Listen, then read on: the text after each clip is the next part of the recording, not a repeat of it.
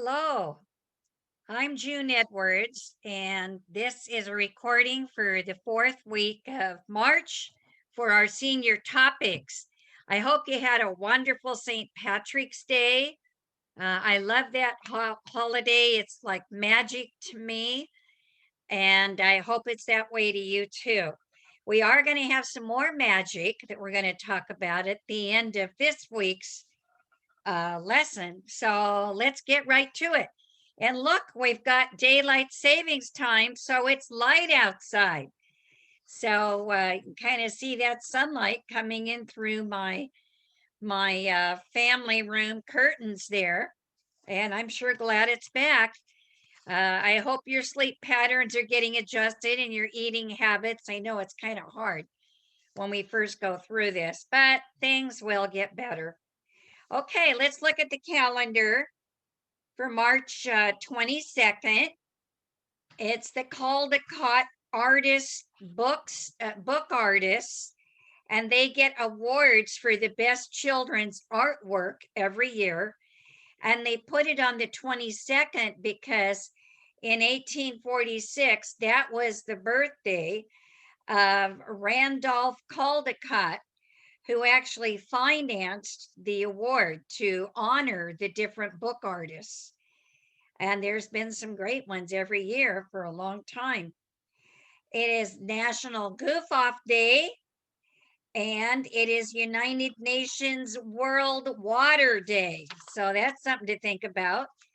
The 23rd, you can give a toast to your toast. And I had some Irish soda bread this morning that was just out of this world that I got from a new bakery, which is now open again. Really liked it. It's National Puppy Day. And who doesn't love a cute puppy? And it's also National Tamale Day. So on the 24th, we're looking at Harry Houdini. Remember him, the famous magician, born in 1874. And I've got quite a story about him today. It is World Tuberculosis Day, and TB is pretty much gone in our country, but there are other countries where people still suffer from TB. Also in 1989, uh, Exxon Valdez ran aground in Alaska, and it was a huge oil spill, and it led to the Environmental Protection Agency setting up a lot of new rules and regulations for drilling offshore for oil. On the 25th is pancakes. Pancakes first developed or made in 1882, and I find that hard to believe, but maybe they're talking about the American version of pancakes, because I think some cultures have had a version of pancakes going back much further than 140 years. It is also J.R.R. Tolkien Reading Day. If you are a fan of that fantasy author who wrote The Hobbit and Lord of the Rings and other things as well, then on the 25th is the day that you would want to read some fantasy works by him. March 26th, make up your own holiday. So that's interesting. It's also the birthday on the 26th of the poet Robert Frost, who was born in 1874, the same year as Houdini, just a few days after him. And March 27th, the Jewish Passover begins at sundown. In 1964, Alaska was hit by an 8.4 earthquake. And I remember that as a little girl. Very, very scary. I lived in Seattle at the time, and I think the epicenter was not too far from Anchorage. And we had a really bad earthquake about 6 months after the Alaska earthquake. And I think what saved their bacon was the fact that it wasn't a real populated area like it is today. where the epicenter actually was. It wasn't in Anchorage, but Anchorage did suffer a lot of damage. On the 27th also is Quirky Country Music Song Titles Day. And the only one I can remember because it's so outrageous is Flushed from the Bathroom of Your Heart.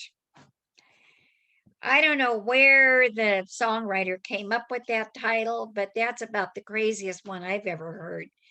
But I know there are some funny titles. I know one that's not a country song, but it's You Ain't Nothing But a Hound Dog. And that's a Elvis Presley hit. I always thought that was kind of a quirky title. Maybe you can think of some other ones that you can talk about in your senior topics class today. And I'm telling you, because the weather's good and a lot more people are getting vaccinated every day, we're going to be back face to face before you know it. I'm just excited and waiting for that day. So let's get to some more of our lesson here.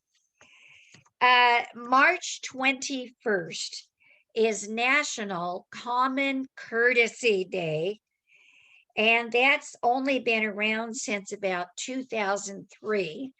And somebody decided that we needed to be a little bit more courteous to each other. And that's before all the rantings and ravings on social media became so popular. But National Common Courtesy Day serves as a reminder of the behavior that keeps our society from melting into a sea of madness and anarchy. This day should bring awareness to how important common courtesy is in our lives, and we can each be an ambassador for it. In the Webster Dictionary, courtesy is described as behavior marked by polished manners or respect for others. People are courteous, and it is also a courteous and respectful act or expression. What did your mom tell you about having good manners? It can be as simple as saying please and thank you. And I was really happy to see my daughter working on that with my grandchildren just a couple days ago when I was over for dinner. It can go a long way, and other people will notice if you are a courteous, kind person, even if you don't realize it. Here's a good one for us Southern Californians. Occasionally, let somebody go ahead of you in traffic. How rare is that one? I'm trying to do that a little bit more because I have been stuck trying to get out on the road, and finally somebody will let me in, and that is a courteous driver. Hold open a door for someone, or give a person a hand if they've got a heavy load. Give up your seat on the bus, or if somebody at the table where you're eating in the dining room, give up your chair if there's somebody who could use it more than you. Introduce yourself to the new employee or the person in your facility, and then take time to introduce them to the rest of the group so they feel a little bit more welcome. And here is a quote from Bryant H. McGill. A polite enemy is just as difficult to discredit as a rude friend is to protect. So there's other quotes too that I put on Canvas if the activity director wants to go to noce.edu and then go into our senior topics course, and it should have your facility name on the CRN number. Click on it and you will be able to see some other great quotes about good manners and why they're so important. Well, let's move on to the next one. And this is one I picked because I'm a dog lover.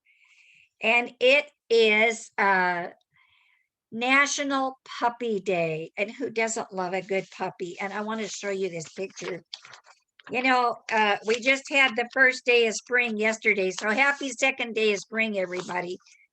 And this little puppy is wandering through the grass. He's ready to explore because the cold weather is leaving and the sunshine is coming. And, bringing home a new puppy is such an exciting feeling, especially for kids, but it can be daunting. So there's all kind of suggestions online for how to take care of a new pet.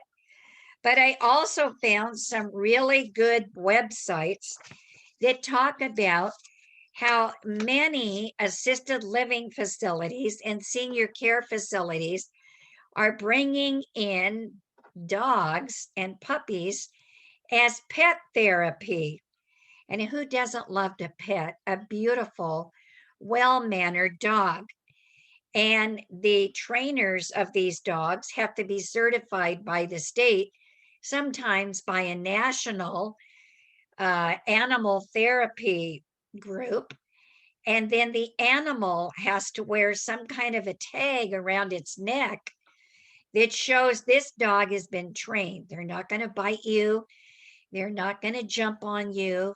They're going to be gentle. They're going to let all kinds of different people pet them. And that's a good thing. And sometimes now, some of the facilities are letting the residents acquire a pet, a cat or a dog. And there's certain breeds of dogs they don't want to come in, but there's others that are known for being exceptionally gentle and kind. So you may be seeing some puppies walking around your facility as the COVID-19 is going away and as the facilities are relaxing and opening up more. I just heard in a video from Janice Hahn, the Los Angeles supervisor for the county.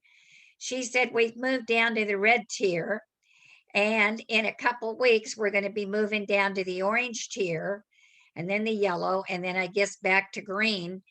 So things will be getting normal. So you may be seeing some of your favorite pets coming by the facility and wagging their tails. And do you know, I read an article about the chemistry of dogs, and their emotional chemicals are very similar to human ones. Now, the sense of smell that a dog has is approximately 1,000 times stronger than ours. So they can smell the chemicals that we are giving off if we are fearful, if we are happy, if we are sad. And dogs can tell who the dog lovers are because they can smell the chemicals coming off us. They can also tell when you're sick or afraid, and they respond to that. And so it's an amazing thing working with dogs. I took my dogs for a walk a little while ago, and it made all of us happier. I have two dogs and me, and we went for a walk, and we just felt so happy getting out in the sunshine, getting that vitamin D coming down into my brain and getting all those rays. And it gets that endorphins going, that the feel good hormones. So hopefully you can take some walks sometimes this week too.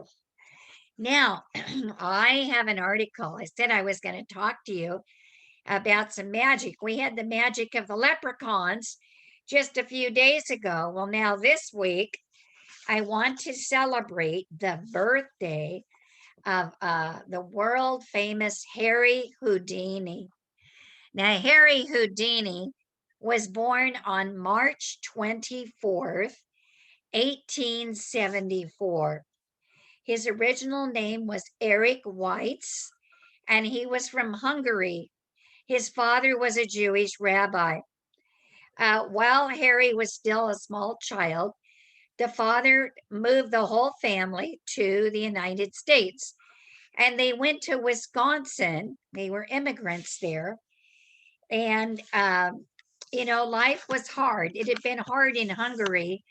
And the father was a rabbi in Wisconsin at a temple there. And so he could make a fairly good living, but they did have some hard times. They eventually moved to New York City, which had more opportunities. Harry, as a young lad of 9 years old, began performing on the trapeze. You know, the greatest show on earth, the circuses, had only been around for about 10 years, and they were all the rage. So Harry began performing stunts at 9 years old. And then later, he became an illusionist and a stuntman who could do escapes. Well, he first attracted notice to vaudeville. Vaudeville was all the rage all over the United States. And then he became known as Harry Handcuff Houdini on a tour in Europe around 1900. Let me tell you just a little bit more about that. He lived in 1880 in the United States on Appleton Street in an area that is now called Houdini Square. And Rabbi Weiss became an American citizen, and then he lost his job as a rabbi. I don't know why, but in 1882, they moved to Milwaukee, and then they moved to New York City in a boarding house. And that's where the rest of the family joined them once the rabbi found permanent housing for them. And the son, who was called Eric at that time, it was kind of anglicized for Erlich, or Erich, he became known as the Prince of the Air. He was also a champion cross country runner in his youth. He was very agile. He also became a contortionist and could move his body in all these weird, different ways, which helped him in some of his escape acts. He became a professional magician when he was older and began calling himself Harry Houdini after a magician that he admired. And when he was a teenager, he was coached by the magician Joseph Wren at the Pastime Athlete Club. And then he began to be a professional magician in 1891. At first, he wasn't very successful. He tried card tricks, but he was never that great with the sleight of hand. But while performing with his brothers in 1894, he met a fellow performer, a woman by the name of Wilhelmina Beatrice or Bess Ronner, and they fell in love and got married. And for the rest of Houdini's performing career, Bess worked as his stage assistant. Then he got a big break in 1899 when he met a stage manager in St. Paul, Minnesota, who was impressed with Houdini's handcuff act and said, "You need to forget the other stuff, concentrate on escape acts." And he booked him on the Orpheum vaudeville circuit. Within months, he was performing at the top vaudeville houses in the country. And in 1900, it was arranged for him to tour Europe. He was introduced to William Melville, the famous author. He gave a demonstration of escaping from handcuffs at Scotland Yard, and he succeeded in baffling the policeman there so effectively that he was invited to work at the Alhambra Theater and stayed there for 6 months. His show was an immediate hit, and his salary rose to $300 a week, which would be equivalent to $9,200 a week in today's money. Between 1900 and 1920, he appeared in theaters all over Great Britain, performing escape acts, illusions, and outdoor stunts. And he became one of the highest paid entertainers in the world. He toured the Netherlands, Germany, France, and Russia, and became widely known as the Handcuff King. In each city, Houdini would gather the police and challenge them to restrain him with shackles and lock him in their jails. In many of these challenge escapes, he was first stripped nude and searched. In Moscow, he escaped from a Siberian transport van, claiming that had he been unable to free himself, he would have had to travel to Siberia, where the only prison van key was kept. In Cologne, he sued a police officer, Werner Graf, who alleged, "You're doing this because somebody's bribing you." Houdini won the case when he opened the judge's safe. With his newfound wealth, Houdini purchased a dress said to have been made for Queen Victoria. He then arranged a grand reception that he paid for himself, where he presented his mother in the fancy dress to all their relatives. Houdini said it was the happiest day of his life, that he could do something for his family. In 1904, Houdini returned to the US and purchased a home for $25,000 in Harlem. That would be equal to $740,000 in today's money. He also wrote his own publication, the Conjurer's Monthly Magazine. He performed after 1907 with great success in the United States. He freed himself from jails, handcuffs, chains, ropes, and straitjackets, often while hanging from a rope in sight of the audience on the street. Well, then, after a lot of research, Houdini, who was actually very serious about the magician's profession, wrote a collection of articles on the history of magic. And that was published in 1908. He introduced the Chinese water torture cell at the Circus Busch in Berlin, Germany in 1912.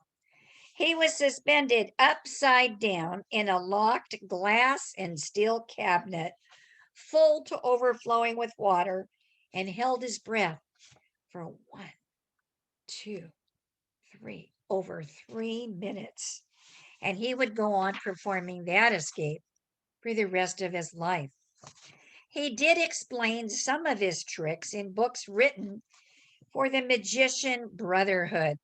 In 1909, he had a book called Handcuff Secrets, and he revealed how many locks and handcuffs could be opened with properly applied force, others with shoestrings. Sometimes he carried concealed lock picks or keys. When tied down in ropes or straitjackets, he gained wiggle room by enlarging his shoulders and chest and doing different contortions to get out of some of his restraints. For most of his career, he also continued in vaudeville. For many years, he was the highest paid performer in American vaudeville. One of Houdini's most notable acts was performed at the New York Hippodrome when he vanished a full-grown elephant from the stage. I want to show you a picture of this.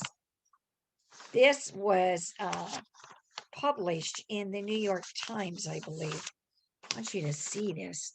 You see that? Look at that elephant. And he vanishes. Totally vanishes. Incredible. And he began recruiting local magic clubs to join the Society of American Magicians, SAM. And he served as the president for more years than anybody else until his death in 1926. He wanted to create a large, unified national network of professional and amateur magicians. And he wanted them to gain respect for their profession. And he wanted to expose frauds and tricksters who did not use magic in a legitimate way. So at one time in the 1920s, that club had over 300 branches worldwide with 6,000 due paying members. Well, he had many, many incredible escapes. But I did want to tell you that when he died of periodontitis and appendix trouble in a hospital bed in Detroit. But it came out later, especially through his wife, that a few days earlier, he had been up in Montreal, and in his dressing room, a university student had come in and asked him how strong his stomach was. Now, Houdini was also suffering from a broken ankle at that time from a misstep in one of his tricks. And he wasn't really paying that much attention to what the young man was saying. So he just kind of vaguely said, yeah, my stomach is able to take quite a bit of punishment. Suddenly, without any warning, this student hit him as hard as he could several times in his lower abdomen. And finally, Houdini, who hadn't been prepared, wasn't expecting that, had to ask him, stop. I wasn't ready for you. I wasn't ready for that. And we think later that that is what really helped contribute to his periodontitis and his appendicitis having major issues, which is what killed him. Now, as he was dying, and he didn't realize he was actually dying until almost the very end, he kept thinking he was going to get better. But he and his wife had made a secret pact that if he died, he would try as hard as he could to come back. And the code word would be Rosabelle, which was the name of their favorite song. Well, he never was able to bridge the divide between the dead and the living. Also, the other strange thing I got to tell you, he died on Halloween in the afternoon, October 31st, 1926. He's only 51 years old. And if that crazy student hadn't punched him in the gut like that, the lower abdomen, he would have lived a much longer life and gone on to wow even more millions of people. They also made movies of him so that many people got to see him because the movies were out in the 1920s. So he started a movie company too, did a lot of things, learned how to fly an airplane. But his wife, for the next 10 years, would hold seances with different famous mediums and call to her husband. And some of them claimed that they did hear from him, but she later said, no, that was fake. And 10 years after the last failed seance, she extinguished the candle that she'd always kept burning by his photograph ever since he died. And on the 10th anniversary of his death, she said, 10 years is long enough to wait for any man. Got to remember that, ladies, right? Okay, well, that is it for this week. Now, I have to let you know, next week there is no class. It is spring break or Easter break, as we used to call it. So we will not be meeting next week. We will come back in April 5th. So you're going to get 1 week off. So I have discussion questions, suggested discussion questions for your activity directors to ask you. You ask them about it. They can always contact me. They all have my email address, and I can send the list to them, or they can find it on our Canvas website at our senior topics page.